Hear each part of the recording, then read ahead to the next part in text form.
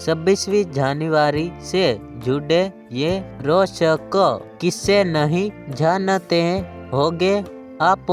Parade से जुड़ी यह जानकारी तो कर देगी हैरान। 2025 हर साल हम 26 जनवरी को गणतंत्र दिवस के रूप में मनाते हैं, लेकिन बहुत से लोगों को नहीं पता होगा कि 26 जनवरी को क्या हुआ था। यह भी सवाल मन में आता होगा कि हम 26 जनवरी को ही गणतंत्र दिवस क्यों मनाते हैं।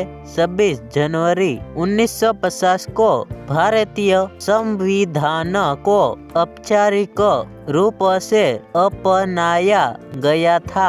लाइफ स्टाइल गणतंत्र दिवस हर साल 26 जनवरी को मनाया जाता है, जो भारत के संविधान को लागू करने की वर्षगांठ के रूप में मनाया जाता है। यह दिन भारतीय इतिहास में एक महत्वपूर्ण दिन है और इसके साथ जुड़े कई रोचक किस्से हैं।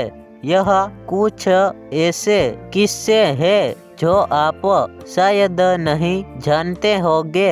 एक, संविधान की रचना।